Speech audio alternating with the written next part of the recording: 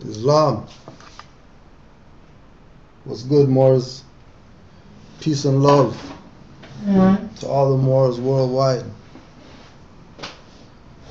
Honors, honors, supreme honors. Today's class, we're just gonna send a shout out to all the marchers, that supported their justice or else, and then there was no or else. And people are like, this, that, the thing, just staring at the ground, just staring off into space. Because, they don't get it, that the priesthood is dead. Everybody standing up at some podium bringing you salvation in 2015. There's nobody standing on a podium, rostrum, under the rotunda, the hollowed building, and all this type of elaborate talk to make you think, oh yeah, something's about to go down. March on Washington. Just to hear a guy talk for 4 hours about nothing. Just hear a guy talk for 4 hours talking about volcanoes, magma, and stuff like that. Magma, this man's talking about. Right? So, we already know, Moors, what's good. Stay on what you're on, Moors, because, whoever doesn't get it, they're never going to get it. And let's try to get those ones who have a little bit, just a little bit of common sense to think for themselves for once in their entire life, however long they've been on the planet. One time, just think for yourself, like, hey, and then make a decision based on your thought, based on common sense. We're not going to go too deep, natural law, divine law, religion. No, keep it real simple. Common sense. Common sense says that was the worst speech I ever heard, ever. Ever. But there were some key points that we will address today, because the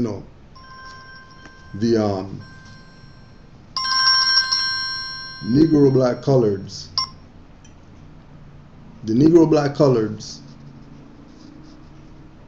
really think they have a place. The conscious people really think it did something, but we're letting you know that these people's so-called leader, representative, or whatever, because they're going to let him talk at the thing, so he's obviously a representative to the world.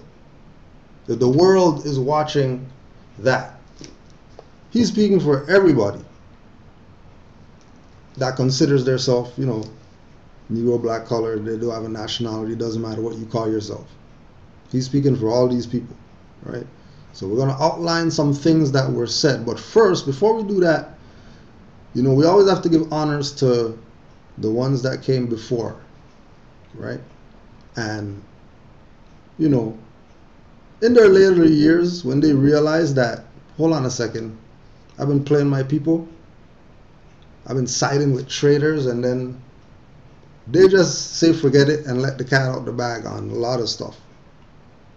But our people get caught up in, the elaborate rotunda, whatever, and miss everything that's being told to them, because they're expecting this, because that's the master teacher. So when he says the thing that the energy's gonna, none of that.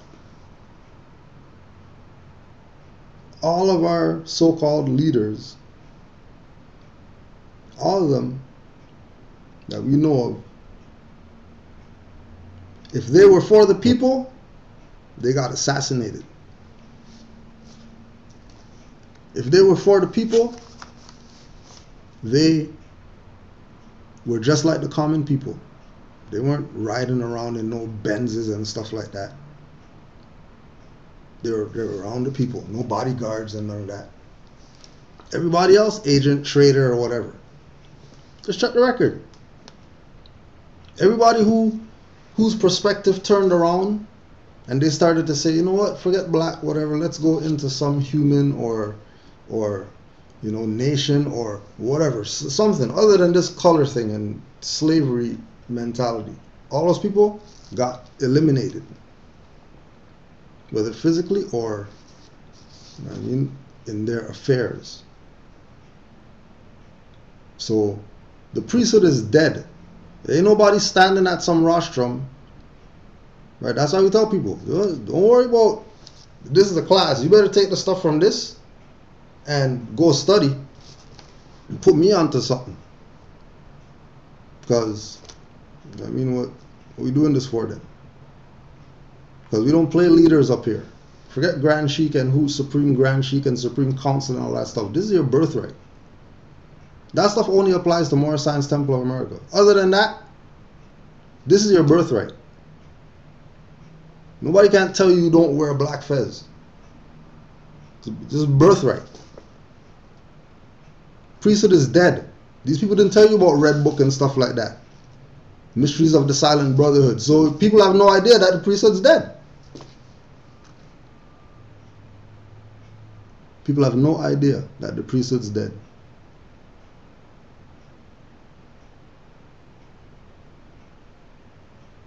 No idea. So before we start, we're just gonna touch on something. I'm gonna just let something run. And it's about 10 minutes. Enjoy. Very much. I'm more fortunate than most people. I have already lived, and I'm old enough and secure enough not to get angry because people don't like what I'm going to say. At least a month before the march, I was one of the first people to say that the march was a ceremony, a waste of time, and a Farrakhan con game. I said it because I know Farrakhan, and I know other con games that he's played. My remarks will be centered around Farrakhan, a faker, Malana Karenga, another faker, and the word atonement. I don't have to defend my political relationships because I have been a political left radical for most of my life, and I have been a severe critic of the left for most of my life, and for which I have no apologies. Now, the Million Man March was an achievement. An achievement for who and for what? Anytime you gather that many people together and the speeches last 4 and 5 hours and you do not bring Africa in focus, in relationship to the African people of the world, you are out of order. You might as well talk about a child without talking about its mother and its father. Now, let's look at the intent of Farrakhan, and let's look at a serious disease in our community that plagues Farrakhan as well as others, and that is ego starvation. We are lacking in a special kind of stalking that makes us secure. Let's look at the fact that Malcolm X was a tutor of Farrakhan, and he turned on Malcolm X and said that Malcolm X was a traitor to the nation, and the nation had a right to punish him? Now, can you trust in leadership people who would turn on a friend? I have said many times, if Farrakhan would sell one of his stretch limousines, he could send a black student through medical school. You have gathered to aggrandize a faker who is not accountable to you for anything. He has not accounted to you for the $5 million he got from Libya. Libya is part of the fundamentalist Arab clique who wants to Islamize Africa or destroy it. Who congratulated him after the march? Libya and a high politician from Iran. Libya has been instigating to move to the south into the great corridor that is Sudan.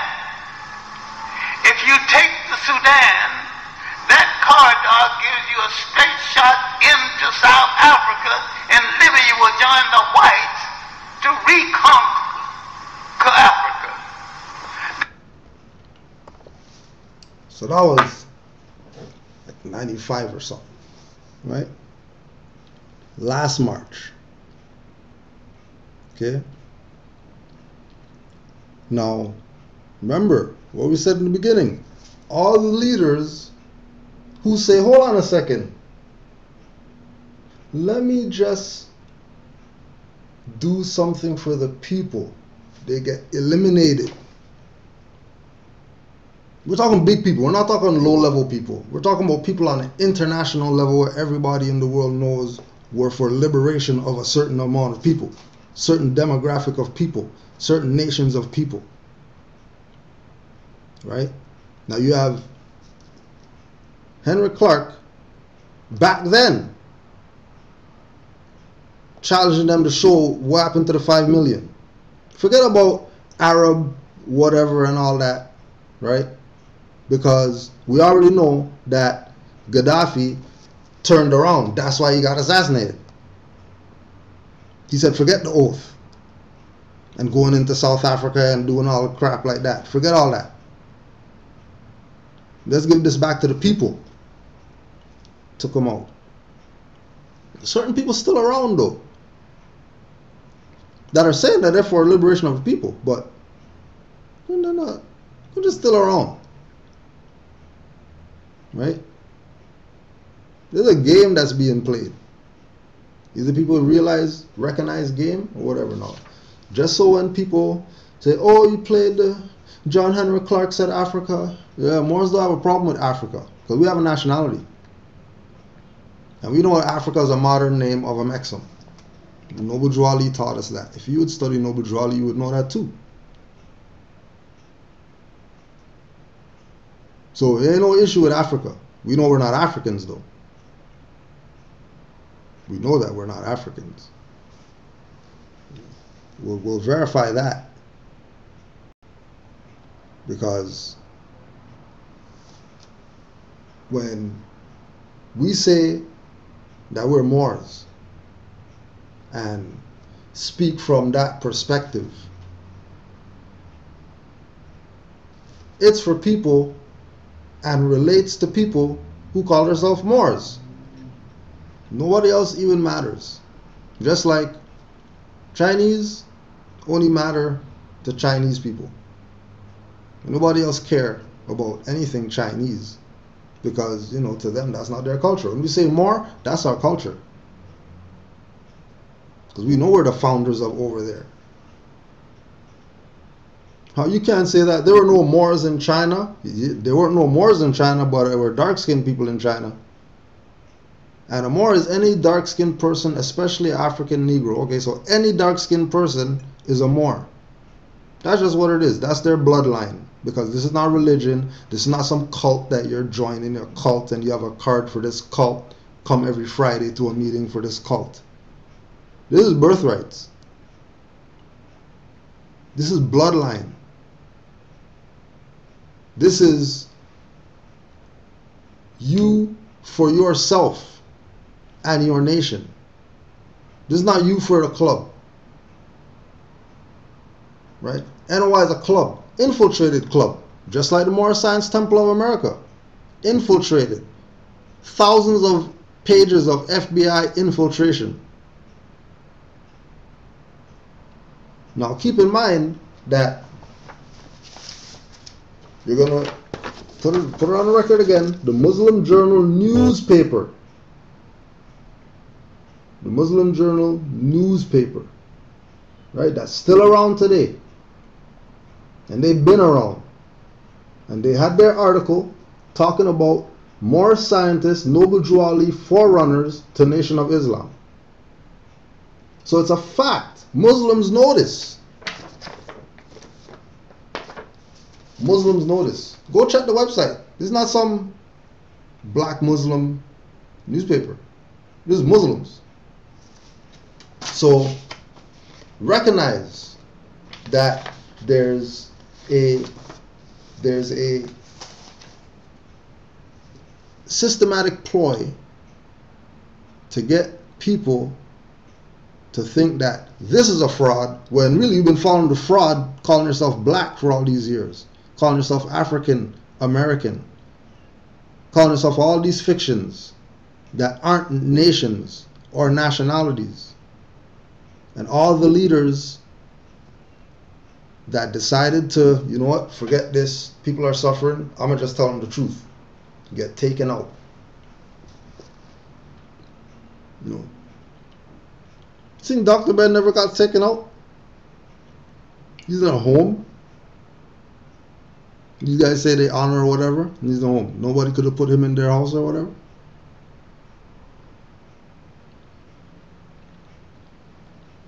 Right? Because it's the master teacher. Or is it because, you know, damn, he really told us about Moors, forget that guy. Let him rot. Because he spoke the truth. That Africans are Moors. Asians are Moors. And Arabs are Moors. And again, a Moor is any dark-skinned person, especially African Negro. But, you know, he's gone now. We have his books for reference, so we can't ask him. Henry Clark's gone. We can't ask him. We got books, but we also got YouTube and videos. Honest to Brother Sheldon L. that beat up anything that anybody had to say about Moors. Islam to that Moor. For traveling the world. As his job, as his, you know what I mean, career. You're not on vacation, but find time. His busy career, because he has a career. Find time in his busy career to do research. And know that he's a Moor. And anywhere he goes in the world, everywhere he goes in the world, he's recognized as a Moor. Everywhere that he goes in the world, not just in North America, South America, in the world. This one individual. And everything's documented. Just go just look at all the classes that he did with us. Everywhere in the world where he goes, there's reference to Moors there. Not reference to Africans, not black people, not whatever. Moors in whatever language, any language. And you listen to these people, oh, you're not Moors. But it's okay. All these agents that you've been following, they have their plan. And they're sticking to their handlers' orders. And that's to keep you people who don't want to proclaim a nationality. You can even proclaim any nationality. And you're not even going to do that. You're still going to say that you're whatever but black. Ain't no Chinese people, I'm Chinese and then sometimes I'm yellow. Nobody, they don't talk like that. Right? We know they don't talk like that. But we get comfortable because we don't want to think for ourselves. So we're going to start analyzing a little bit of this 4 hours, because trust me, just in the 2 hours that I saw, there was enough stuff that people have to shut the hell up and proclaim their nationality. Stop playing stupid. But, you know, you can't make horse drink. Can't make horse drink.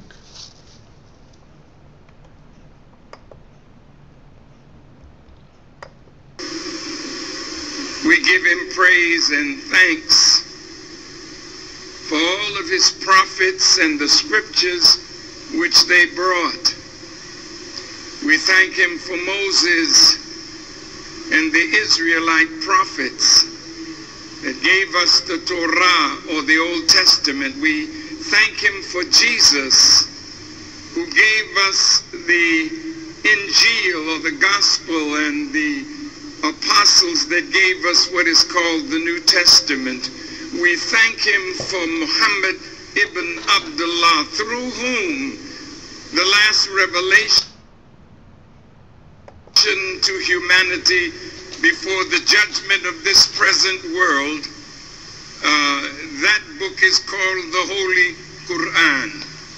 I am a student of the most honorable Elijah Muhammad, and I could never thank Allah enough for his merciful intervention in our affairs, in the person of Master Fard Muhammad, the great Mahdi, who is in the world. Right? The great Mahdi, Fard Muhammad, the great Mahdi. Now, so he said they honor Jesus and Moses. They switch Moses, so if they put Confucius, it would seem a little obvious. So they switch Confucius with Moses, right? So they honor all the true prophets: Jesus, Muhammad, Moses, and Fard Muhammad. Now, how is it that they honor all divine prophets, they honor Fard Muhammad as a prophet, but not Noble Drew Ali as a prophet, who came and said, "I'm the prophet"? Playing people. I think you probably already forgot. Let me just remind you. Just remind you. Moor scientists, Noble Drew Ali, forerunners of Nation of Islam. So there's no way that Fard is the Mahdi if this is the foundation of the Nation of Islam. There's no way. This is the foundation of the Nation of Islam. And then, just so you know, there's Fard right up there in the corner. How's the Mahdi a member in the convention picture of the Moor Science Temple, and Noble Drew Ali not get honors on this podium at the rotunda, at the hollowed dome? They're going to big up Fard Muhammad, but they're not going to bring Noble Drew Ali up.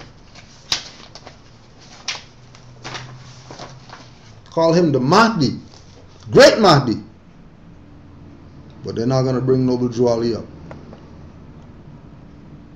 World, and is championing the liberation struggle of our people, particularly in the United States of America.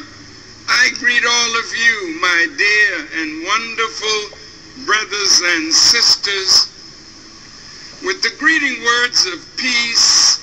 We say it in the Arabic language, Assalamu alaikum. First, I want to say to all of you, I am honored beyond words to be here standing on this rostrum in front of this hallowed building, in front of I don't know how many, I'm not going to guess, but I thank Almighty God Allah for every single one of you that decided to answer the call to demand justice or else. I watched the program in my hotel room, and I want to say how happy I am to be a part of such a great showing of unity of the Aboriginal people of our planet. Okay, so the Aboriginal people of our planet, not Aboriginal people of America, not Aboriginal people of North America, not Aboriginal people of Australia or Africa or whatever, of our planet.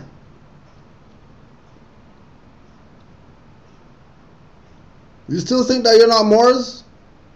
Farrakhan coming out the bag and telling you that we on this entire planet are the Aboriginal people. Oh, but you're not Moors though. You're black guys. You're Africans, huh? Mind you, you didn't have to go there to get this message. Because you would have got the message. You should have got the message. You should have got the message to the point where Farrakhan, the con man Farrakhan, the calypso singer, is coming out telling you that you're Moors. They dropped the biggest one on Savior's Day when they put Noble Drew Ali in the middle of the stuff. But you're denying stuff. You're African. You're a Kemetan. All Black Power guys were there. You just go on their Facebook. They got their little pictures and stuff like that they were at the stuff. And Farrakhan told them that they're the Aboriginal people of the planet. But they're not Moors. Alright. Just stay away from certain people who don't want to be Moors. Because judgment is going to bust their ass. Because they think that this is a game out here. Everybody who's saying that they don't want to be Moors, make sure you stay 50 feet away from those people. Because you will get something. Guaranteed. Guaranteed you will get something. That the wicked one, Columbus, set his feet. Tomorrow they say it's his birthday. I think it's tomorrow or the day after. Monday. But no indigenous people want to celebrate. A man who came and dislodged them. A man who came seeking a new route to India and ended up in America, and when they saw the original people that they saw, well, they must be Indians, because we white folk don't make mistakes like that. But they're not just Indians, nor are we African Americans. Okay, so once again, right, this is 17 minutes in. You know, that's why everything else was boring, because you already made the point 17 minutes in.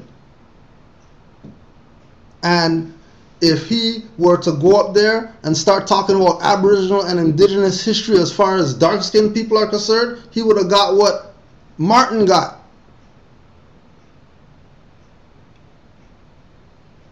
He would have got it. Guaranteed he would have got it. Just go listen to the 4 hours. 17 minutes in. Told you that you're not, if you're not African American, then that means you're not African.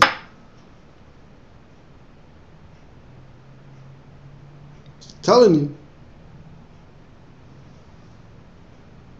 And America is a geographical location. So, you know, you can't be American even if you want to be American. So you're not African American.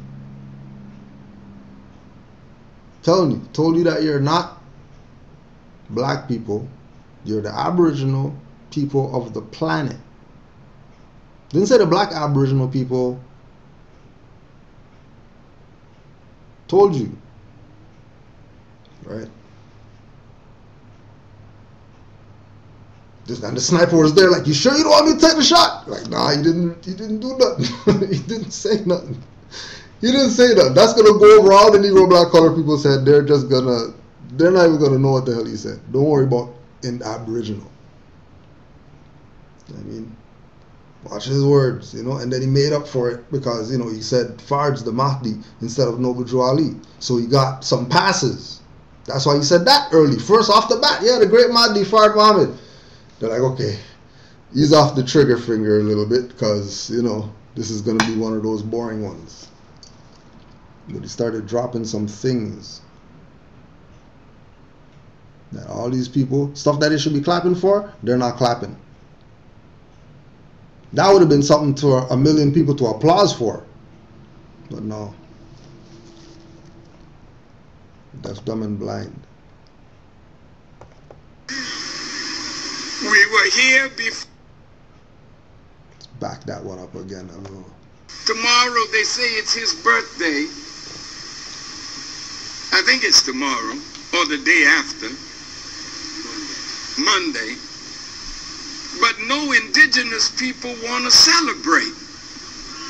A man who came and dislodged them. A man who came seeking a new route to India and ended up in America. And when they saw the original people that they saw, well, they must be Indians. Because we white folk don't make mistakes like that. But they're not just Indians, nor are we African Americans. We were here before a continent named Africa was named. We were certainly here before America's Vespucius, and this part of the world was named after him. So we don't diminish ourselves by naming ourselves after Johnny-come-latelys. We are the aboriginal people of our planet, and before there was a planet, we were here with God. Now what more people want right now? What more you want? Been waiting months. 10, 15. It's about to go down. And then you go there, 50 minutes in, she done told you that you're the Aboriginal people 4 times, 3 times. Told you that you're not African American. No, why are you not African American? Oh, because that's a 14th Amendment slave tag. Created by Jesse Jackson. Who's Contel Pro agent? Assisted in Martin's assassination.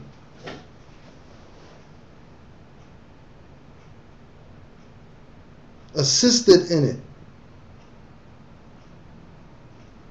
Like, what do you want? Just go read the case.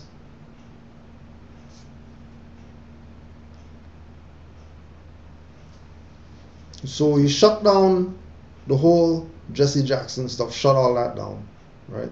shut down all his stuff with black people and all that, you know what I mean? Yeah, he's saying black people in it, but he made a point to stress that we are the Aboriginal people of the planet. This is Farrakhan talking, who had his hand in somebody else's assassination and stuff like that.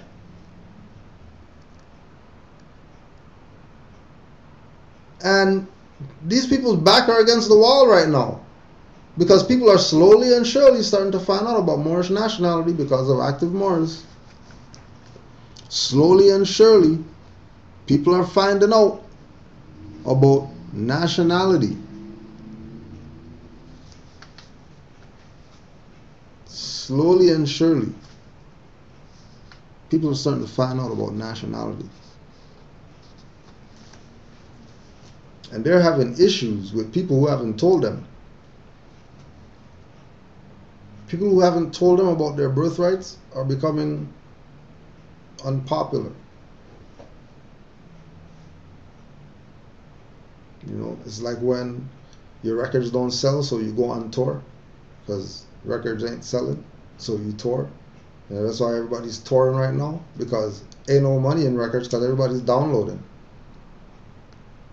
Everybody's touring. Madonna just came on tour out here. She's 50 something. Touring? Stuff's long gone and dead. And anybody who ever says, yeah, you know, nationality up, and they do whatever and take everything back to their nation, because that's all they got left right now. Except certain people who want to classify themselves as not belonging to a nation and think they have rights and think they're citizens and think somebody cares about their vote and all that stuff, when these people don't even matter, because they're stateless. And that's just what it is. Whoever wants to accept it, they'll definitely find out about nationality and birthrights and start studying so they can know themselves, so they can save themselves. Because only knowledge is going to do it. Remember, he said they honored all the prophets, Jesus or whatever. Okay, but so Jesus told you knowledge. Knowledge set you free. So if you honor the prophets, said knowledge set you, why you get knowledge? No, you want to get shoes and fat ass girls and stuff. Yeah, it's your birthright. But just keep in mind that once, because remember, this is C-SPAN. Oh yeah, Islam to brother Amazite Bey, who, you know, the Moor called into C-SPAN, right, and put stuff on the record just because. So C-SPAN knows what's up, because they didn't cut him off. They gave him his 3 minutes or whatever, say whatever he wanted to say.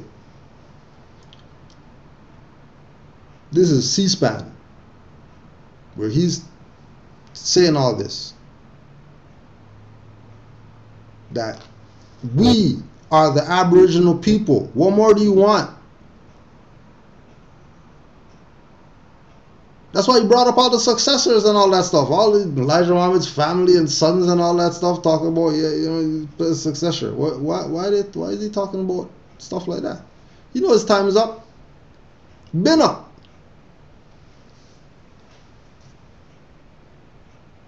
He's just riding the Negro black colored donkey with a stick with a carrot. His time been up. And the donkey's just going with it. Just because. And then the other thing that we want to also do, for the record, is honors to the marketing Moors who decided to go down there just so that people could see fezzes and turbans and Moroccan flags and stuff like that. Me personally, I wasn't taking no drive going anywhere, bus, none of that stuff, because I don't do marching.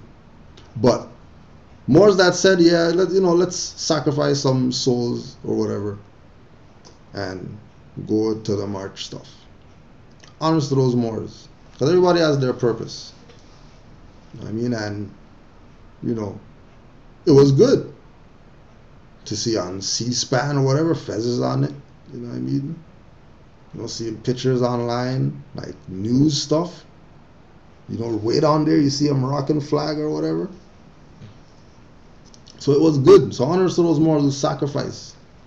Because you know, or else, you know nothing was going on. You know it was going to be, you know, pep rally. You know, a pep rally with no pep. Just rally. Because people were bored out their mind listening to him talk. Bored out their mind. And then that was the whole plan. Have the stuff boring so you can throw in these little highlights that, you know, certain people will pick up on.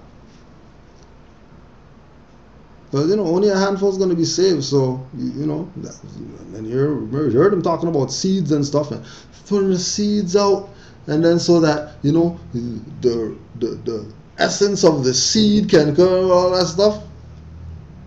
That's all this Aboriginal talk and whatever is the seeds that he's talking about in the stuff. When you go listen to it, you know what I mean? When he starts getting quote-unquote biblical or whatever like that, everything he's talking about is from a metaphysical perspective. Just go listen so you can know that he knows more science and he knows exactly what he's doing.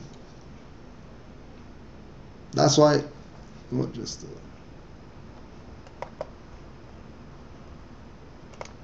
They have no compunction about it because they do not think of themselves as an African people, and like all conquerors, they declared war on all forms of African culture.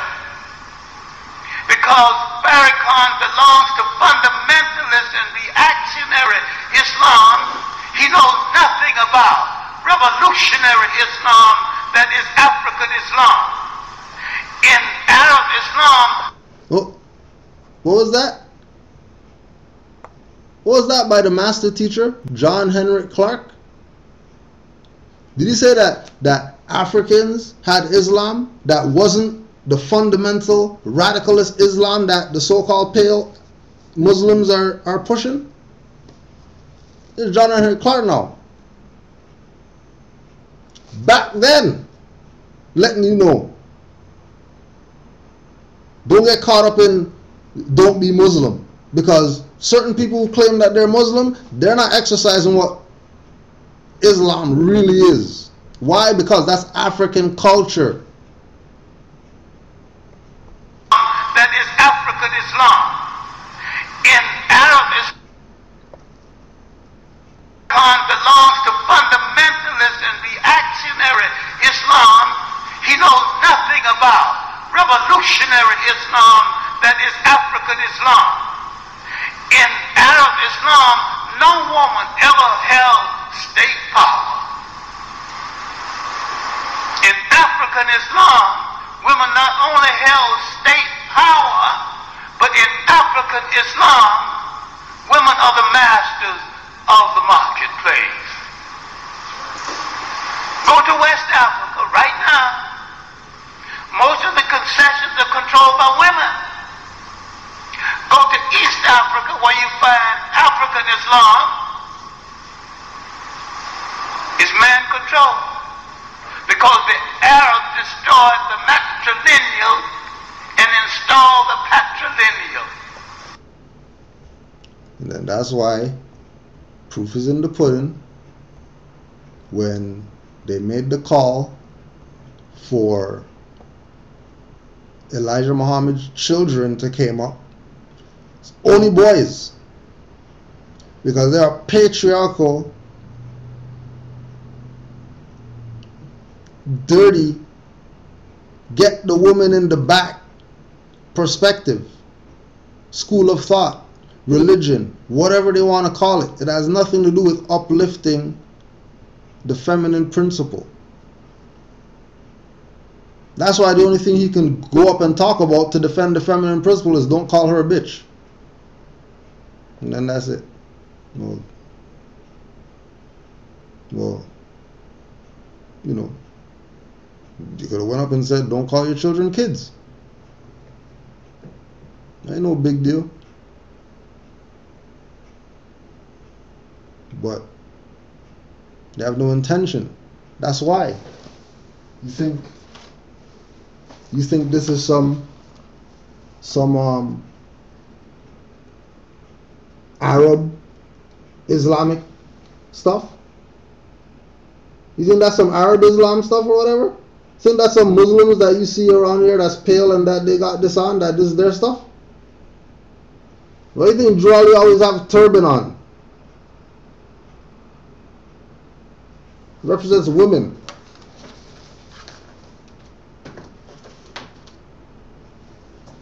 Represents women.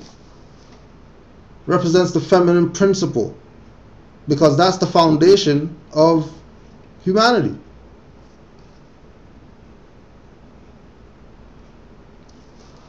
Beyond that, Henry Clark came and told the people that there was African Islam. Now everybody ties Islam to Moors and saying that we're following some pale Arab stuff. But John Henry Clark said there's African Islam. And then we are right here, the Holy Quran of the Moor Science Temple. And we go to the final chapter, or the second to last chapter. Egypt, the capital empire of the Dominion of Africa. Egypt, the capital empire of the Dominion of Africa. The Dominion of Africa. Just go look up Dominion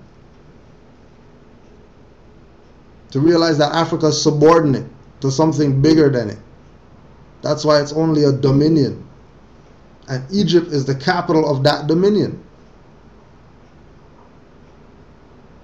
So we're not running from Africa because we know that Africa is part of the Moroccan Empire.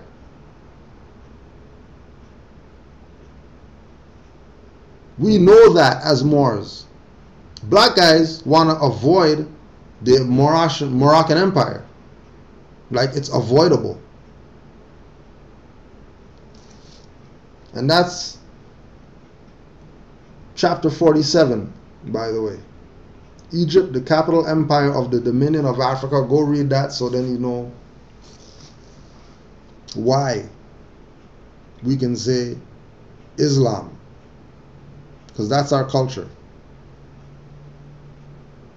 It's not some stuff that you see pale people with right now. That's not Islam that they got. That's not Islam. And again, we're talking about master teacher John Henry Clark, letting the people know that in Africa there's a revolutionary Islam.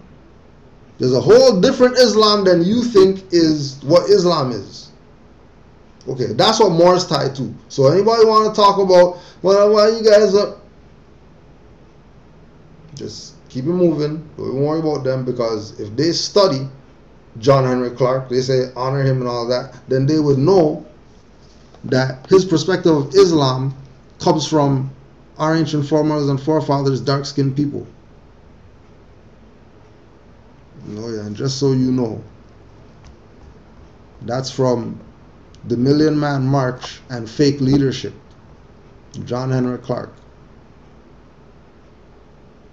The Million Man March and Fake Leadership. People getting played out here. So I came to bring it myself as his student. Now I want you to think about what I'm about to say.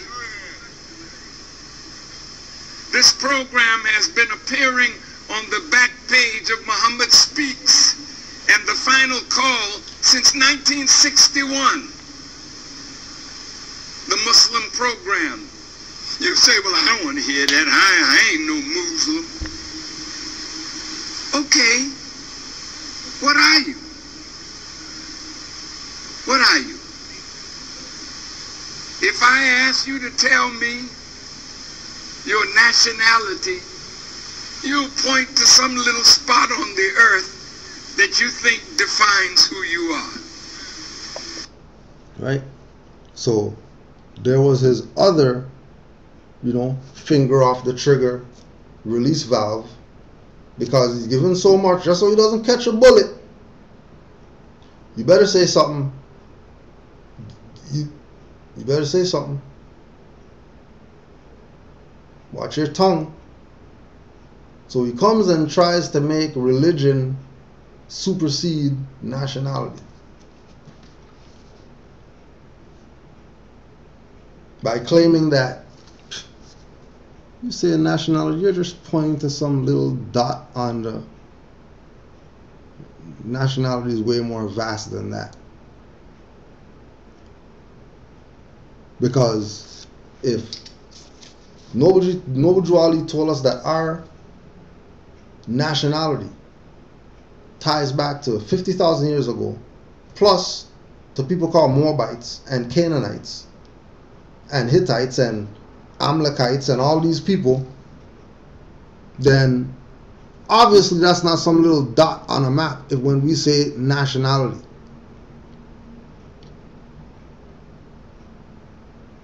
And of course, the black guys, they'll pick that up. See, Farrakhan said, but they're not going to pick up the part that he said that you're indigenous. So it's a clear contradiction, because if you're saying that you're indigenous, you're tying yourself to a nation. If you say you're Aboriginal and indigenous native, you're tying yourself to a specific landmass. Because today, there's water between all the landmasses. It's not one landmass anymore. So if you say nationality, you're definitely tying yourself to a patch of earth somewhere on the planet. Because there's water surrounding land here.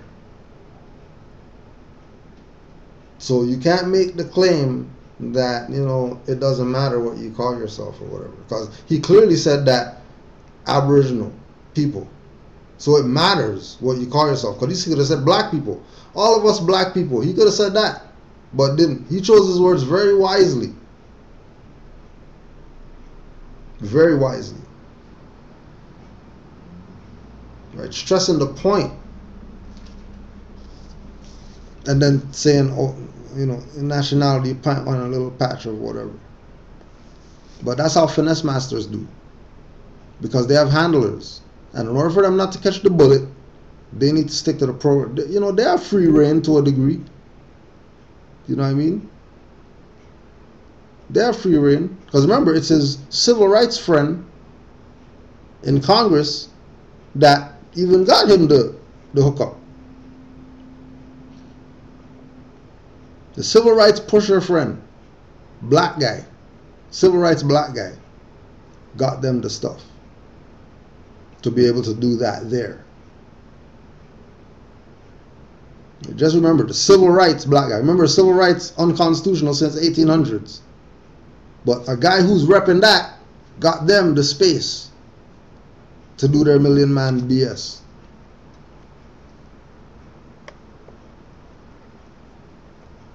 The people will learn after they fall on their face listening to these guys.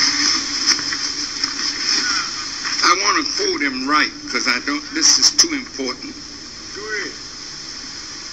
Get the words right. My son said, well, Dr. King said, I want to get the language right tonight.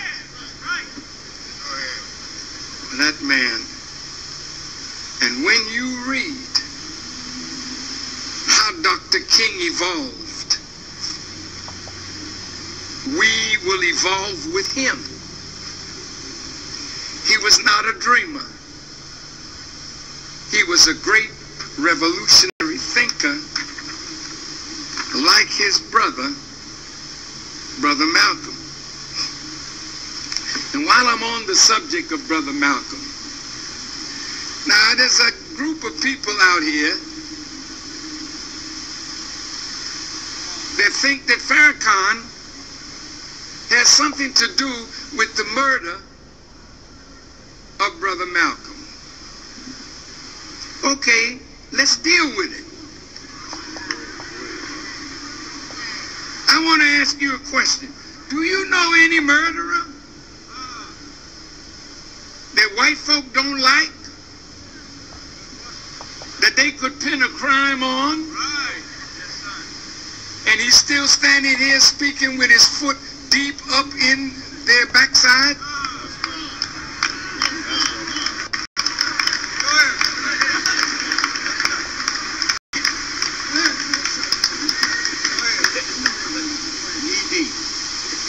From this sacred place, we ask that the FBI reveal, open up all the files on Brother Malcolm X. Go ahead.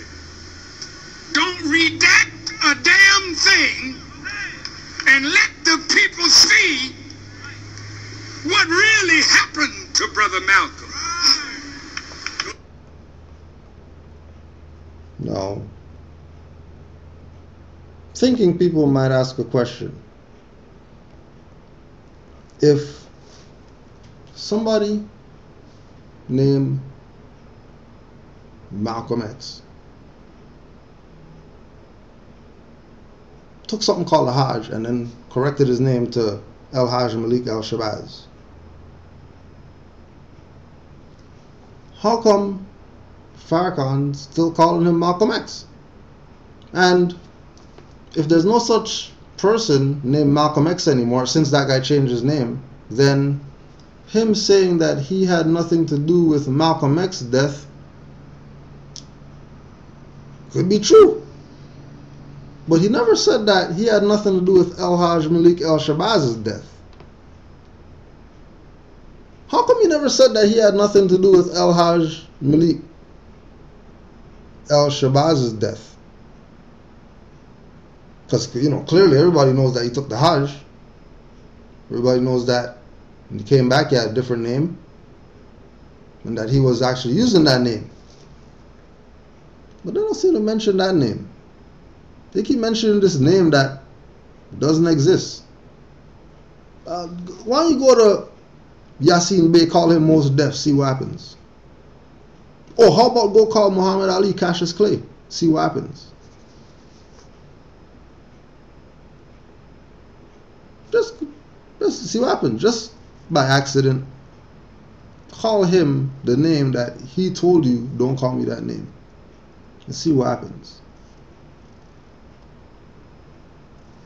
But people like to play games. So we'll go to 1993. 1993.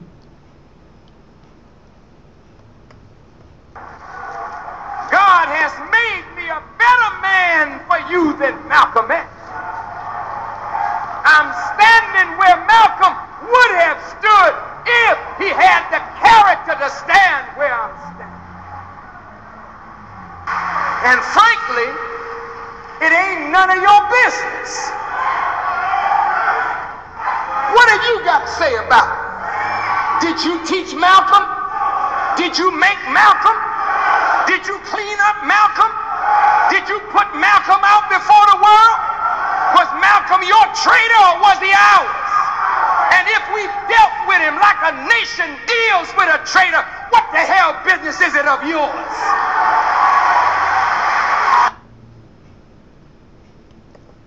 Let us hear that again, just to be sure. Just to be sure. God has made me a better man for you than Malcolm X. I'm standing where Malcolm would have stood if he had the character to stand where I'm standing. And frankly, it ain't none of your business. What have you got to say about it? Did you teach Malcolm? Did you make Malcolm? Did you clean up Malcolm? Did you put Malcolm out before the world? Was Malcolm your traitor or was he ours? And if we dealt with him like a nation deals with a traitor, what the hell business is it of yours?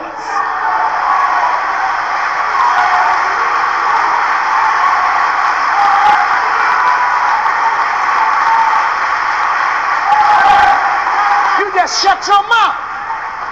and stay out of it.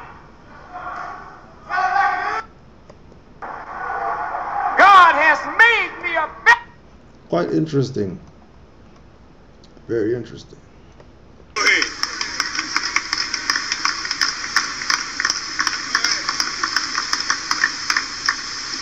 See, they're killing me with you through media, and some who claim to know Malcolm and love Malcolm. And if I could get close to you, I would show you that you don't love him as much as you say. Yeah, well, you all killed him. Well, some Muslims were involved. Who was the man giving him mouth-to-mouth resuscitation when he got shot? It wasn't one of the followers of Elijah Muhammad. Funny he never mentioned that in 93 either.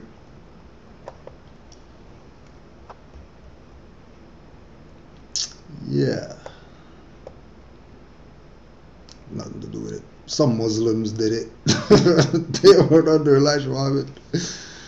So these guys are playing games with people, and you know, we do will that the people realize what's going on soon, because you know, those who have their birthright, Islam to you, peace and love, you know what I mean, continue to put that word out, because our people don't know that this is divine and national for a reason. You know, you might have your 5 Jaguars and whatever, but you know, without birthright, when you get to the next realm, you're gonna have issues, guaranteed.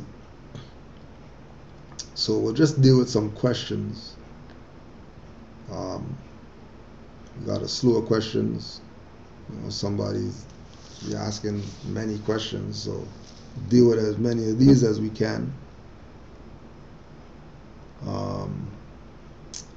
So first question. Sunday class, you spoke on people getting kidnapped.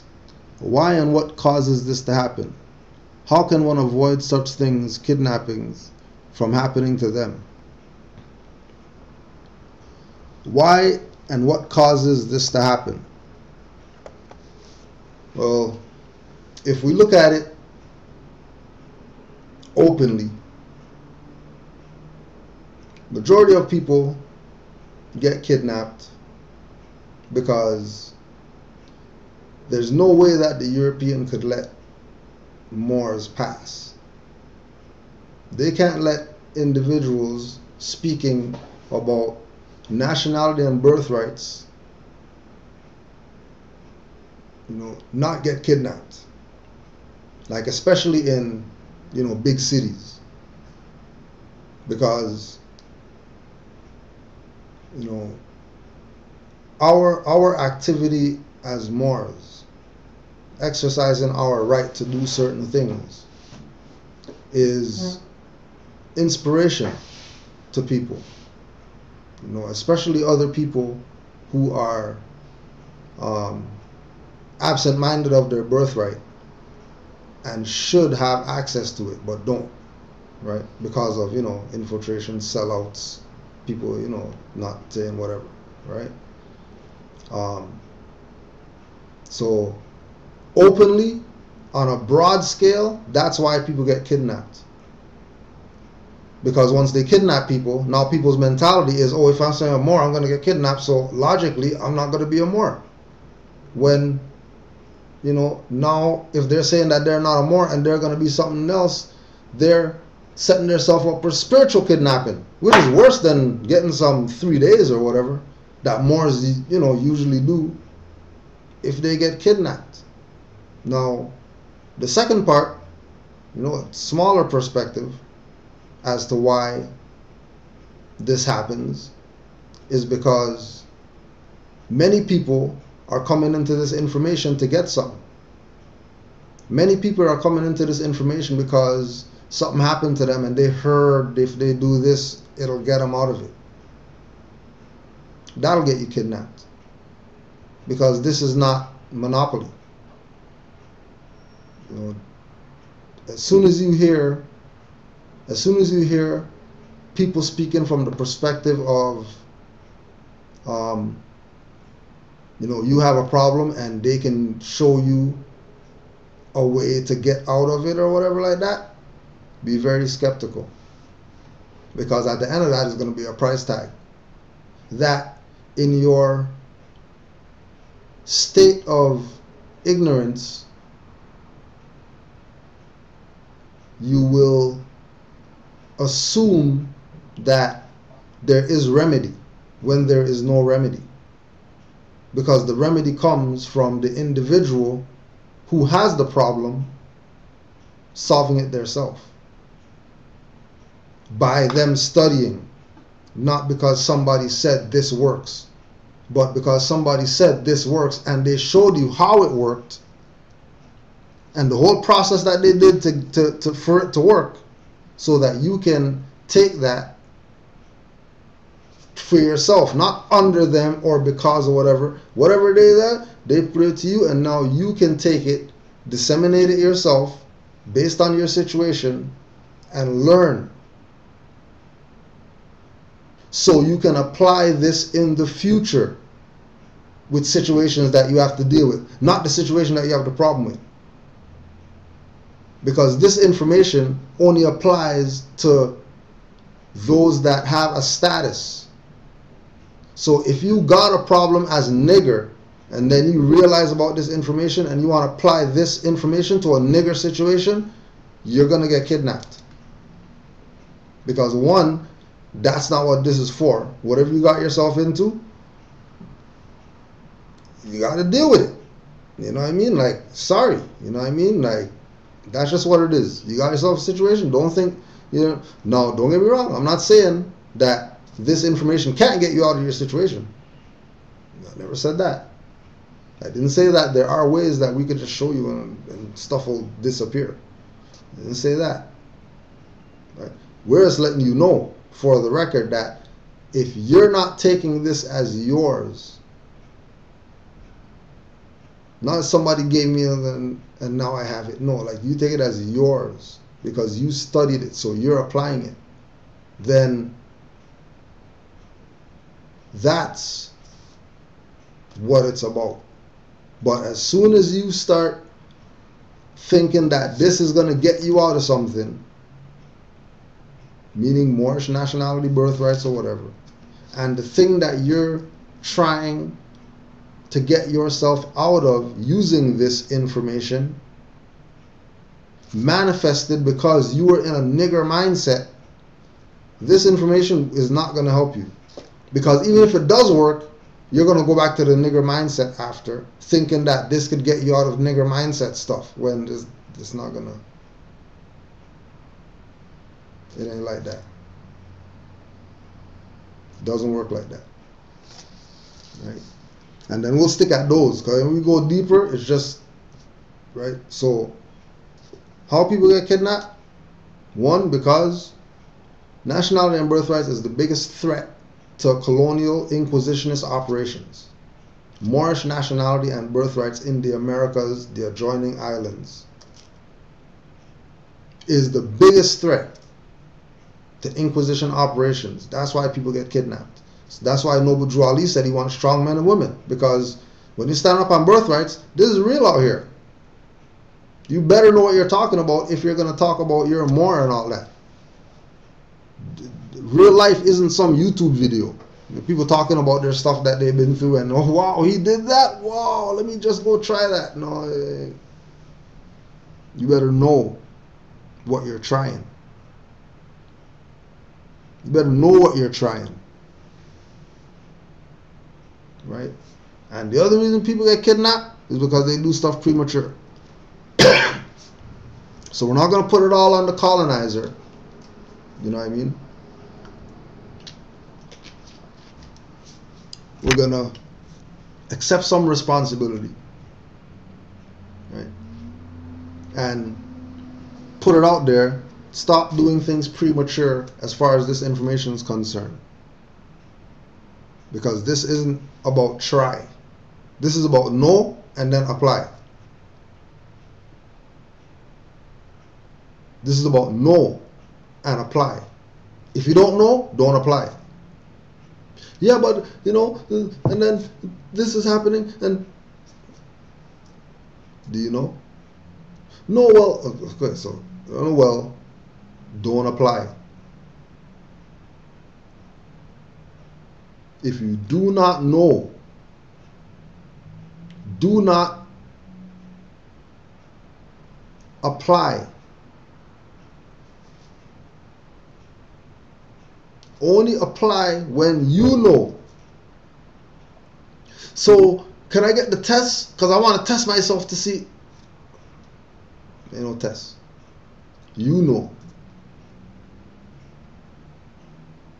If I toss you a hacky sack, either you know what to do with it or you're just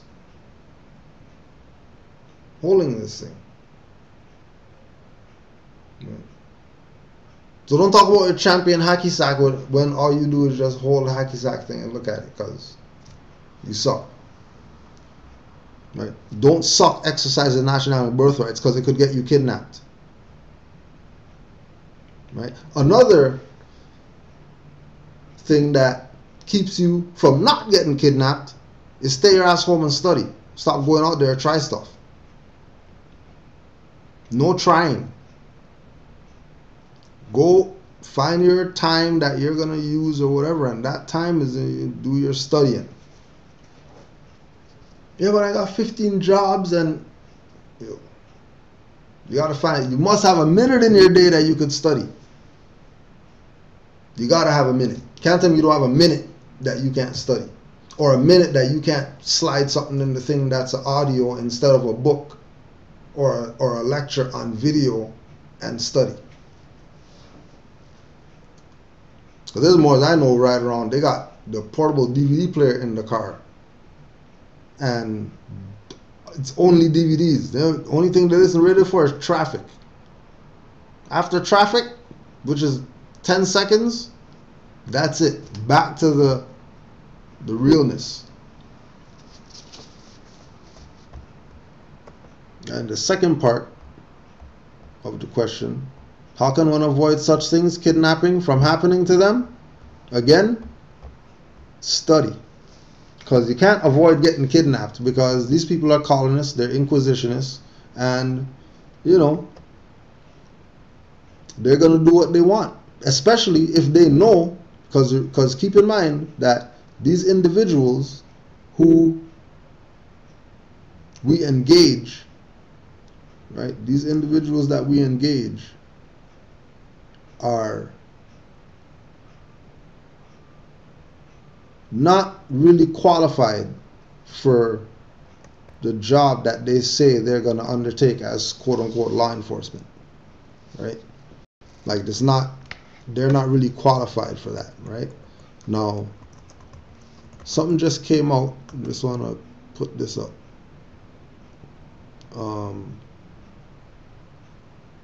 Something just came up with regard to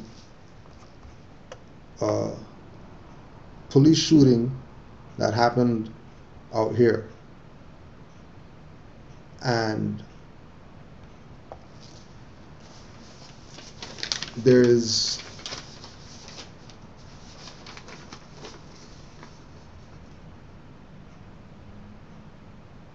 proof out there, you know, and we're just using this as an example to show that it ain't just happening to our people. It's something that happens. I mean, when people are engaging these individuals who claim to know law and claim to be enforcers of law, when, you know, they're really mercenaries and highwaymen. So, you know, not engaging these people is in your best interest. By any means necessary, do not engage them. I don't care how much law you know. Because, you know, they're spur of the moment. They don't have a mode of operations. You know, they're reactionary. You know, like John Henry Clark was talking about the black Muslim guys. They're reactionary. They're not revolutionary. They're reactionary. Right? These people are reactionary. And, you know, you have to be on a very divine frequency to be able to engage them. Right? Because spirit is what talks to those people. It's not the words that you say. It's the frequency, the essence in the words that you say. It's not the words. Because I've heard two Moors say the same thing and one Moor get his ass kicked and one Moor get off like it ain't nothing. And it's because of the energy. Because of the energy that they're relaying this message to this other individual who is trained to violate rights. They give them, you know, quote unquote black targets to shoot. That's for a reason. They practice on black targets. So when it gets real, what do you think they're shooting first? Anybody classified as black. Right? So in today's paper, verdict to go beyond court. Police system also on trial in killing of Sami Yatin. When James Forcillo, let's give James his little props. Mercenary highwayman. James right there.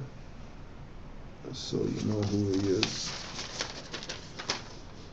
Constable James Forcillo walks through the doors of Toronto Courthouse on Tuesday. The constable will follow a path few Canadian police officers have ever taken.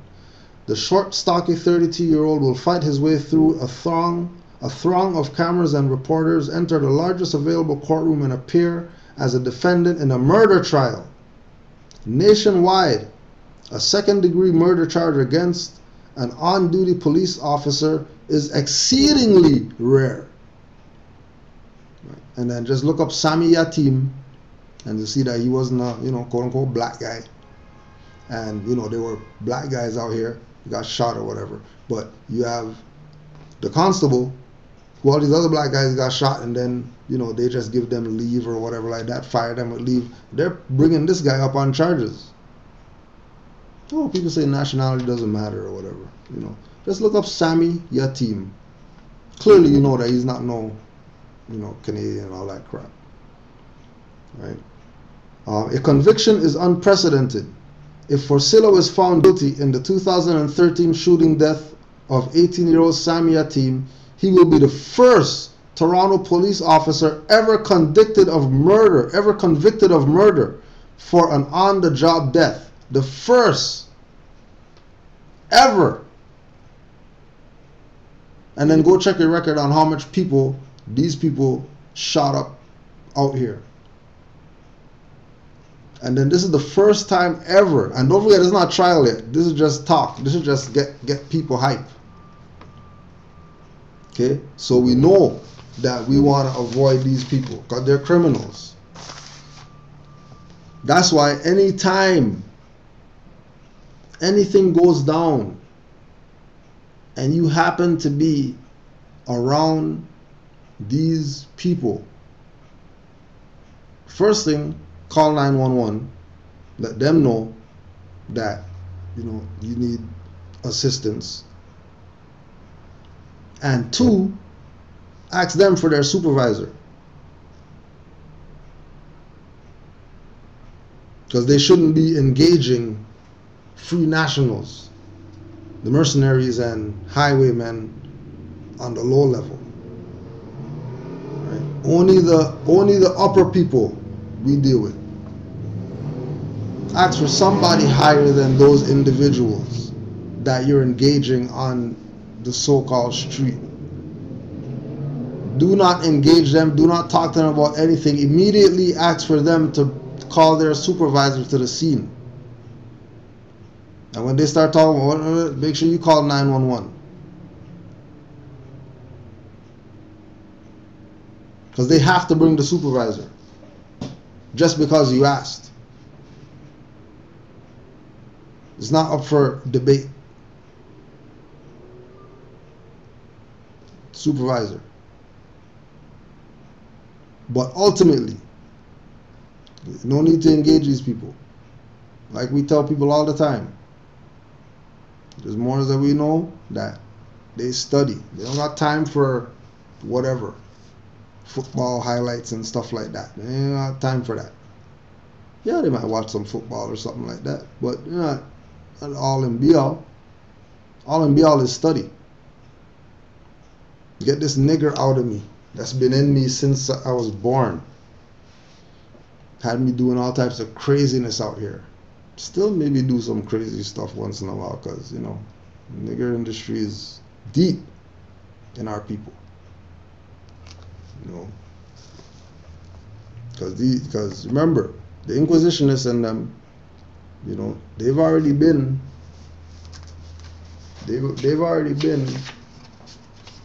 put in their place. Right? They've been put in their place. And if we think that, you know, them being put in their place is a benefit to us, don't even get it twisted, because that's going to make them even go more renegade now. Because now they could be held responsible because they've been put in their place. Right? A treason from within. Cicero, 42 BC. A nation cannot survive its fools and even the ambitious, but it can't survive treason from within. An enemy at the gates is less formidable, for he is known and he carries his banners openly. But the traitor moves among those within the gate freely, his sly whispers rustling through all the alleys, heard in the very walls of government itself. For the traitor appears not traitor. He speaks in the accents familiar to his victims, and he wears their face and their garments, and he appeals to the baseness that lies deep in the hearts of all men. He rots the soul of a nation. He works secretly and unknown in the night to undermine the pillars of a city. He affects the body politic so that it can no longer resist. A murderer is less to be feared. A murderer is less to be feared than somebody committing treason. And this is what all these people are doing who claim that they have oaths, but then they don't live by their oath. They're treasonous. So be mindful. This is not a game out here to be trying stuff. You know what I mean? Do not exercise unless you know. And the only way you're going to know is if you study.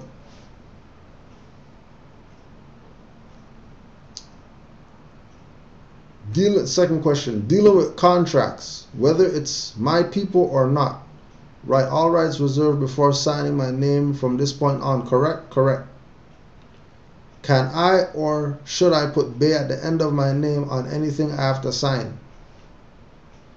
If somebody says, sign here, and in the body of it, you didn't put Bay there, then don't sign with Bay, because you're causing confusion. So again, it's about exercising what you know. So what we know is reserve your rights when you sign anything. Don't worry about Bay yet and all that, because conceptually even that, you have to know why you're doing that. Why are you even putting Bay on there? Like, what's the purpose? Somebody said you're Bay now? Or did you study Bays to know, because maybe you're L. Maybe your vibration is L, not Bay. So you're going around calling yourself Bay and then nothing working for you, and you don't know how come everything's written right, everything whatever, because maybe you're an L. So no writing L's or Bays on anything until, once again, you know. Because this is not about being told. This is about comprehending the more finite things and not getting caught up in the things that appear to be what this is about. Right? It is all about knowing. Can't stress it enough that if you're talking about nationality and birthrights, you're talking about know thyself. Not guess thyself, question thyself, know thyself. If you don't know thyself, like for example, I know people who know thyself, right? And they, for example, have a job, occupation, career, whatever, you know what I mean? And on their job, they're known as the name on the application that they filled out, whether the ID they showed, whatever, right? They're known as that. But they are engaging in dialogue with people on the job that's verifying to them about Moors and about how they know what it is. And that's not taken away from them being Moor on their job, because on that application, whatever, they reserve their rights on it. Because conceptually they know that they're a Moor. It's not about it being on paper or card or whatever. It's about, first, do you know that it is that you're Moor here? Right? To the tip of your fingertips, tip of your toes, tip of your aura, tip of your different bodies, do you know that you're a Moor? You have to know that you're a Moor there first, before you start talking about papers, cards, tell people that you're a Moor, put Bay and put L and all that. Because this is divine and national. This is divine first, which means all your bodies, all your chakras, your connection to etheric cord, all these things that are of a divine nature, all those things have to be vibrating on a certain frequency first before it makes any sense to the physical. So we tell, don't worry, just reserve your rights when you sign anything. Don't worry about whatever. That's why we're telling you, reserve your rights. Learn to live within contracts. Get books on contract law, rules that govern contracts, so you can know how to contract, because that's what everything is based on, contracting. Everything's based on contracting, no matter what it is. Everything's based on sign here in society. Verbal. Some type of offer and acceptance. Always, that's what it is. Offer and acceptance. Contracting. So the rules that govern contracts would assist in giving you time to study, so you're not bombarded in your mind about this contract that you signed. Oh, I signed this contract and I know that, you know what I mean, I'm a bay and I didn't put bay on it, and what am I going to do because it's adhesion, and then that's how you reserve your rights. So you don't have to worry about the contract.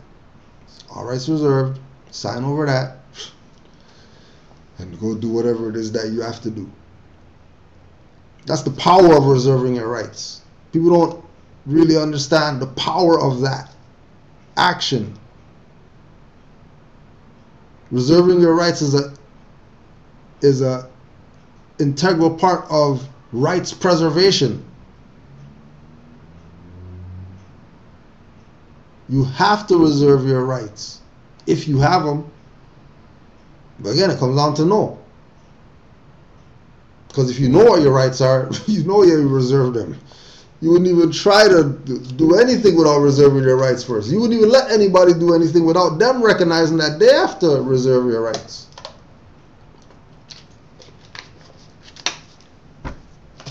If you know. If you don't know, whatever. Right, it's about knowing. Also go look up the Clearfield Doctrine again, so you can see how these people have been told on, and anything that they do is fraudulent. Everything that they do is fraudulent. Another reason why you reserve your rights.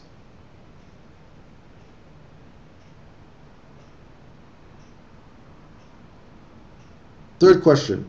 For someone that is an infant in this movement and knowledge, where should one begin to study? Well, first thing you could do is do like El Hajj in the jail. You got a dictionary already. Start with a dictionary. Read a dictionary. Read an unabridged dictionary. You might have to go get that. Unabridged dictionary, law dictionary, 4th edition or earlier, etymology dictionary, the frequent website that we send people to is rvbaypublications.com, because you would want to have dictionaries if you're going on that website. If you're going to go on rvbaypublications.com without dictionaries, you know, you're probably gonna be overwhelmed and, you know, go somewhere else. And then in a year come back and tell me about, you know, how do I whatever. Well, were you on RVBay? No, well, I went on this guy's site over here and then he was telling me. Well, I told you rvbaypublications.com. There's a reason. You know. So we send people there. If you're infant in this, start at the top. Don't be searching or whatever. Start at the top. Read at the top, first page, read from the top to the bottom. And then from the place where you started reading, then click the first thing. And then read that. And then click the second thing and then read that. And go like that. Because people gotta get jumpy. And then get into information that might not be really where they are. Because remember, this is divine and national. So the information even knows when you intake it whether it's going to work for you or not. Because the information is penned by people who are on a certain mind frame. So certain people would gravitate to certain parts of that website. But as an infant, as somebody just coming in, slow your roll. You know what I mean? No, you're not getting any hard food yet. You're still getting the mashed up stuff. So start at the top and move your way down. You know, there's books on there that you can go buy books or whatever. Because, you know,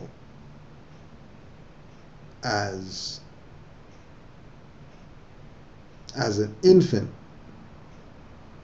in this knowledge, as people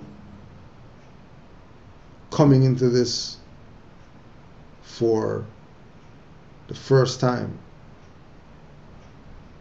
know that there is going to be many attempts to get you off of this information, and more so from people telling you don't, it's going to get you arrested and it's going to get you. It's not real. Don't be disturbed. The reason why you're even on this information is because your ancestors are calling your name. They want you to come home. Ancestors are calling your name. You wouldn't be here listening to this, or on rvbaypublications.com, or listening to Taj Tariq Bey, or listening to Aleem Bey, or Asir the Duke of Tears, or Rasmariah Bey, or you wouldn't be listening to these people if your ancestors weren't calling your name. Right? If we take this information and pass it on to somebody, pass it on to some people, pass it on giving out flyers or whatever, majority of people, when they get to this Moorish paradigm, they'll tell you, I've been studying this for a year, 2 years.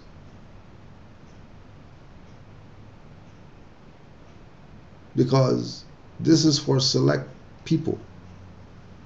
It's not for everybody. But the infants, don't be deterred. Don't get diverted. You're here because the ancestors want you here. As overwhelming as it might seem, don't throw in the towel on this, because this is what you've been looking for in your life. So hold steady, you know what I mean, and study this, right? Fourth question. I was asked the other day by a coworker, what are you meaning?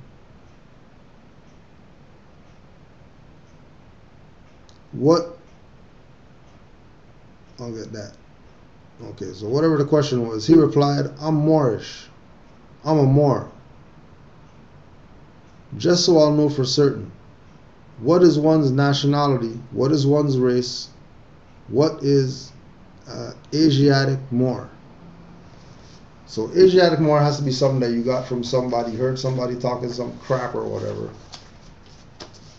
The Asiatic Moors. Let's go to the teachings of the Prophet, the teachings of the Prophet Noble Drew Ali, because he was very wise, and a lot of the information that Noble Drew Ali relayed to the Moors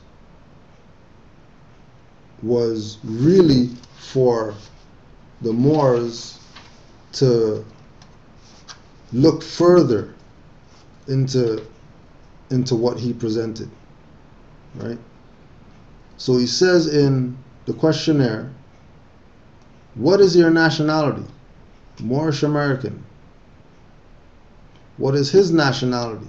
Moorish American. Why are we Moorish Americans? Because we are descendants of Moroccans born in America. Right? So he told us that our nationality is Moorish American. Now our race really is a fiction,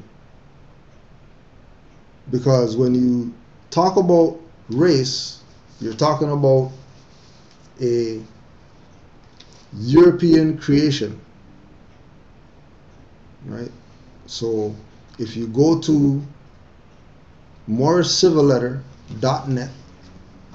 Moorish, CIVILITTER,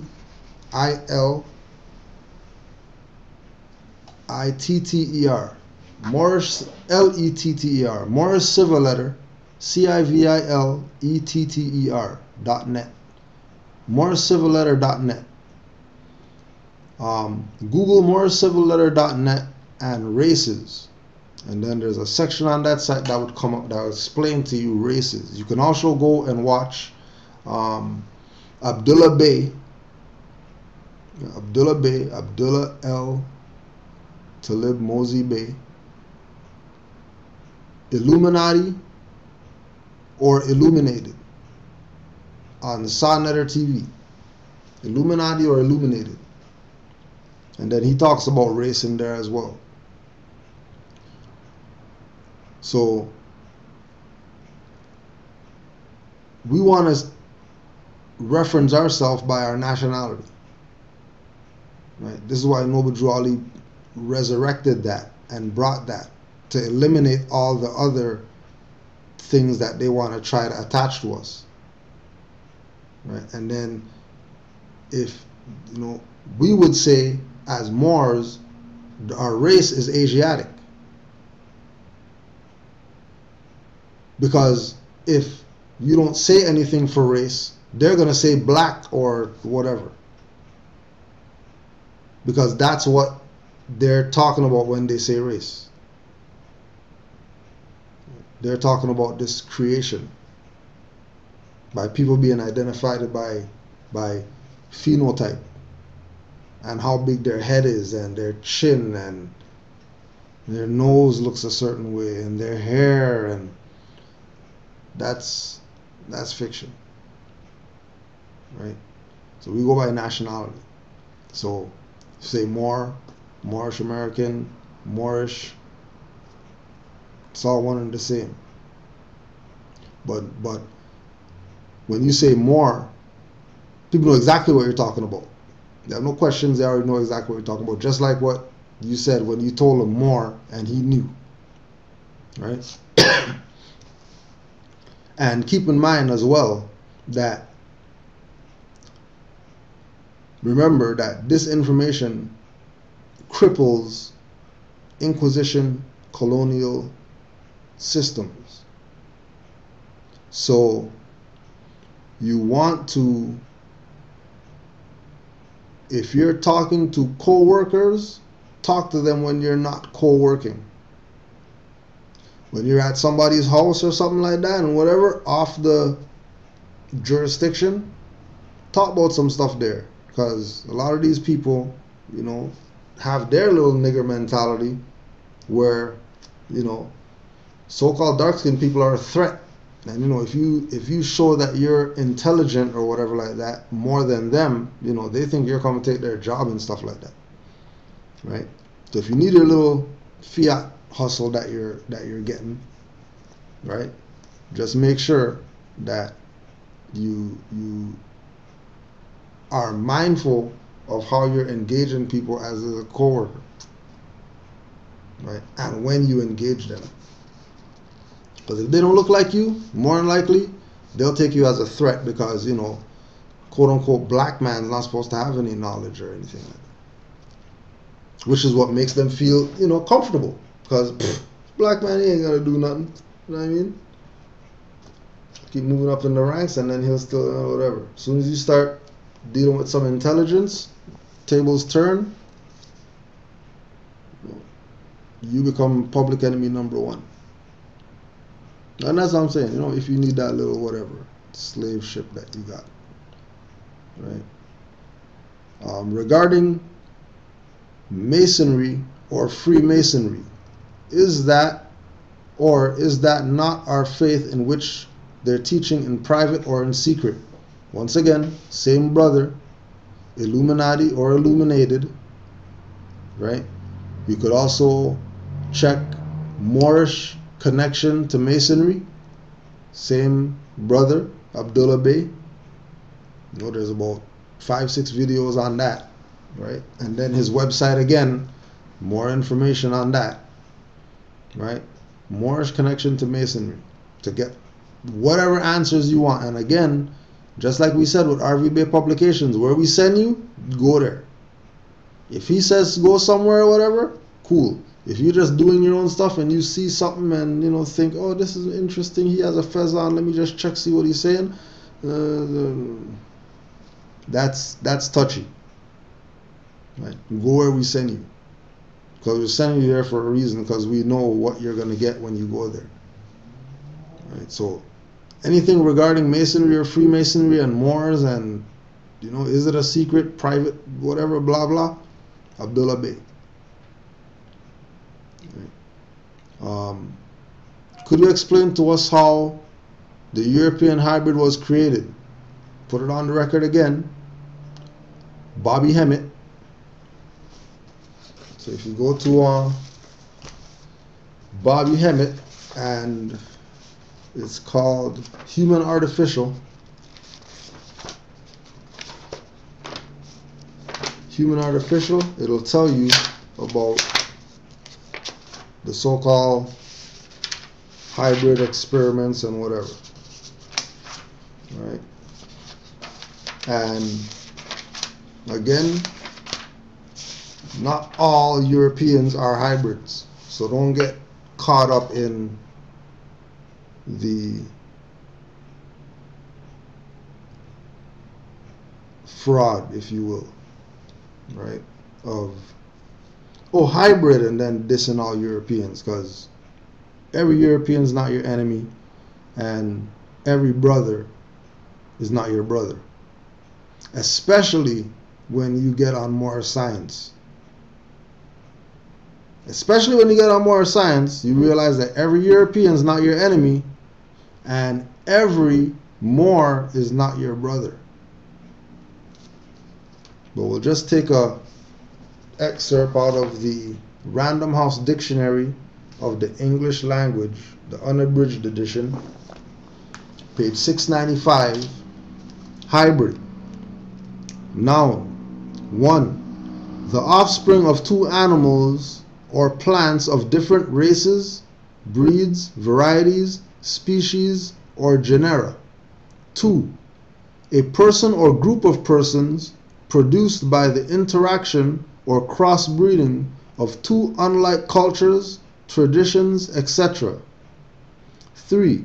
Anything derived from heterogeneous sources or composed of elements of different or incongruous kinds. A hybrid of the academic and business worlds. 4. Bred from two distinct races, breeds, varieties, species, or genera. 5. Composite, formed or composed of heterogeneous elements. 6.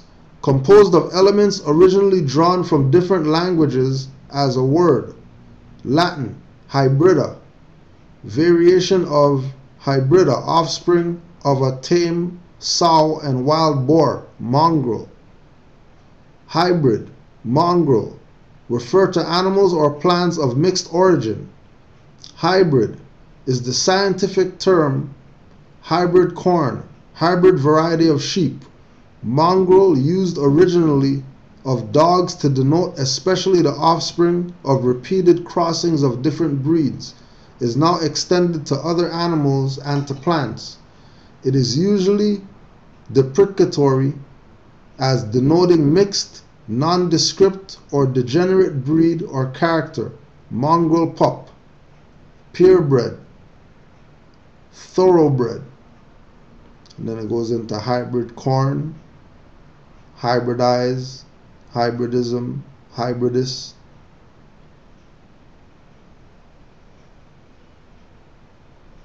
And that's that. Right now, let's see quickly, since it made so much reference to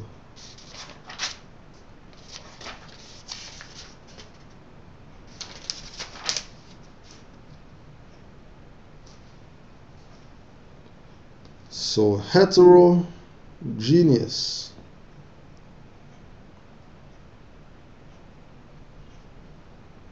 Heterogeneous. Adjective. Biology, pathology. Having its source or origin outside the organism. Having a foreign origin. Right, so heterogeneous hybrids. So just check the Bobby Hemmett and you'll get that. Do you think the Moorish nation will ever be as great as it was when Noble Drew Ali was around? Well, before Noble Drew Ali was around, the Moorish nation was great. Because again, like we're saying, he was connecting himself and us to something that was, according to him, 10,000 years old. So if he's tying us to something that's 10,000 years old, it could be considered great. Now when we look further than that, we have Aboriginal and indigenous culture, like Brother Farrakhan said, around the planet of dark-skinned people. Which, remember, dark-skinned person is a Moor, right? Black a Moor. Any dark-skinned person. So the greatness of the Moorish nation is tied to all the histories of dark-skinned people all around the world. Now when we look at the Moorish nation, when we look at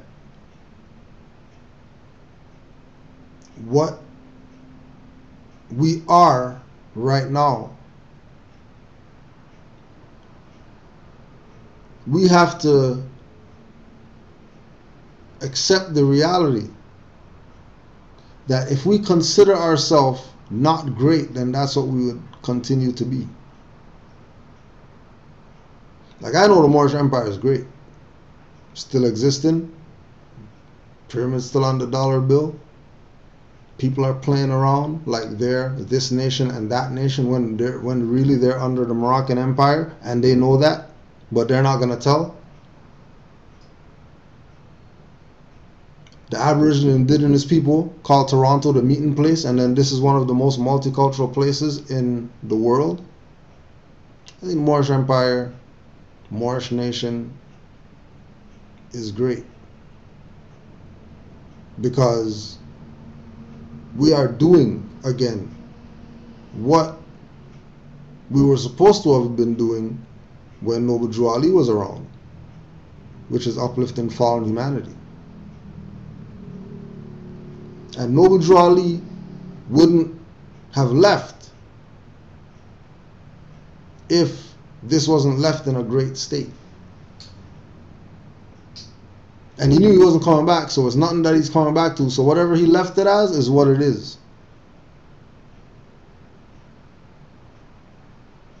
Why? Because Noble Drew Ali told the Moors that Allah guides the Moorish movement. And if Allah is great, then the Moorish movement's great. Then the Moorish nation's great, and so is the Moorish Empire, because Allah guides it. So again, like we were saying in the beginning, don't get caught in looking at the surface things. It's deeper than the surface. It's way deeper than the surface. And if the surface is what you're looking at, you know, you're playing the iceberg game. And then also too, with the legacy that Noble Drew Ali was tied into, he was going 10 to 50,000 years. Because that answer comes from the 101 questionnaire and the 102 questionnaire. And the 101 and the 102 is more confusion within the Moorish movement. Stuff being changed but there's still truth there. Because, again, you can go to Brother Sheldon L. The World is Moors on Cannaanland Moors, and near the end of that, he shows you the article where the European told him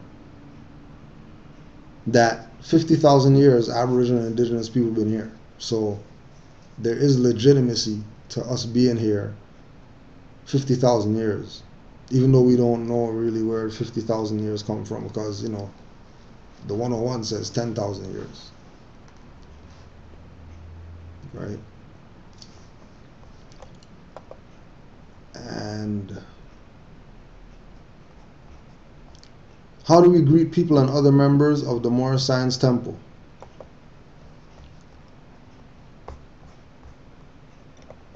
From a holistic perspective, it's Moors, whatever, you know what I mean? Islam. As far as Moor Science Temple, and when you see Moors that are in a temple, right, you got your right foot to their right foot, so the insides of the both right feet, right?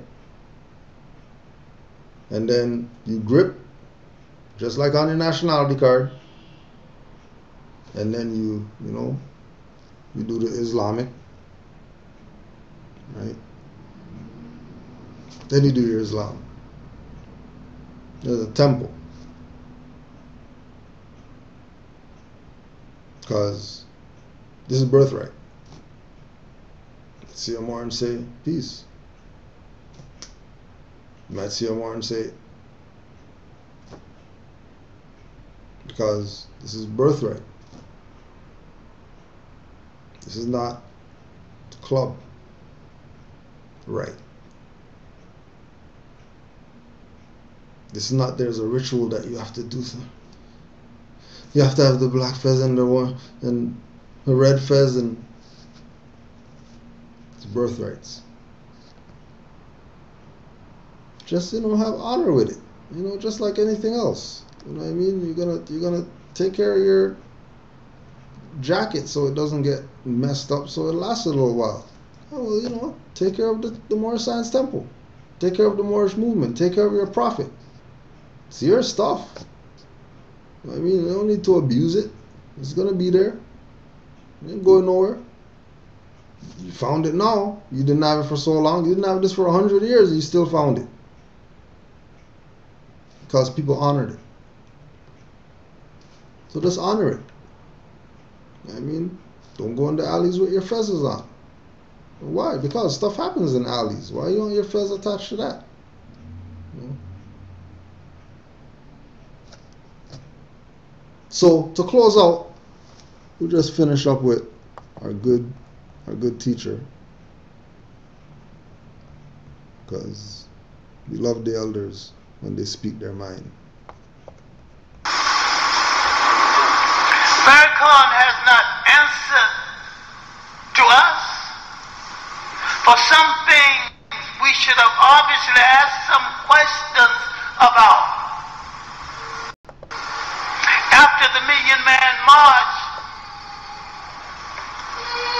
the Caribbean News had a headline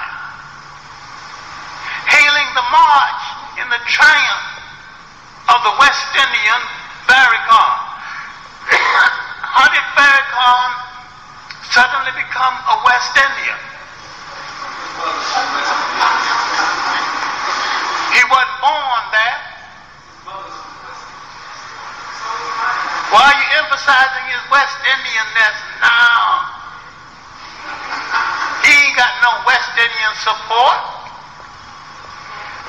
Why did you let Farrakhan get away with saying repeatedly the slave ships stopped in the West Indies and left the strong ones and brought the weaker ones over here, which is a lie, which proves he have no knowledge of how the slave ships, the slave trade operates? Why don't you know enough about your history to know how this trade operated? After the American Yankee Clipper outran the British man of war, and slavery was a New England business, not a Southern business.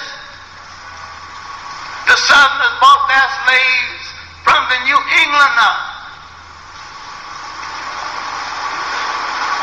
After that, American ships went straight to Africa, picked up the slaves, came straight back to the United States. You cannot separate slaves based on who was brave and who was not brave. The slave revolts in the Caribbean islands were more successful, had nothing to do with bravery. It had to do with an incident in history which neither one of us had anything to do with. The maintenance of culture continuity. Slaves, buyers in the Caribbean bought in large lots and kept the lots together. They thought they could work them better that way, but they forgot they could revolt better that way. So it's revolt time. Get off the plantation, proclaim your nationality. You're not Negro, black, and colored. You are descendants of some of the greatest people, and the only way that we will be is if it's ourself. If we're not ourself, we will never be. We will always not be. So be yourself. Continue to study. Don't forget 9:30 Eastern Time. I might not be on for too long tonight, but we'll see how that goes. 347-945-5899. 347-945-5899. blogtalkradio.com/eyeswideopen /MHHS-eyeswideopen. blogtalkradio.com/MHHS-eyeswideopen. And one more thing to put on the record. Make sure you go out and get Professor Denham L's new book, Jesus Was a Muslim. Brother Denham L's book can be bought at createspace.com/5788482. createspace.com/5788482. 578-8482. That's Brother Denham L, who, check Cannaanland Moors, DENHAML. We got some Skypes with him, and he goes in. So you're gonna want to go get his book. You know what I mean? Show support to the active Moors doing what they can to uplift fallen humanity. So we'll close out with the prayer. We want to say peace and love to all the Moors worldwide. All the active Moors, stay active. All the other Moors out there coming into their nationality and birthright, keep studying. We'll just close out with the prayer. 5 on the left, 2 on the right. Allah, the Father of the universe, Father of love, truth, peace, freedom, and justice. Allah is my protector, my guide, and my salvation, by night and by day, through his holy prophet, Noble Drew Ali. Islam. Peace and love to all the Moors. We shall build soon. Islam.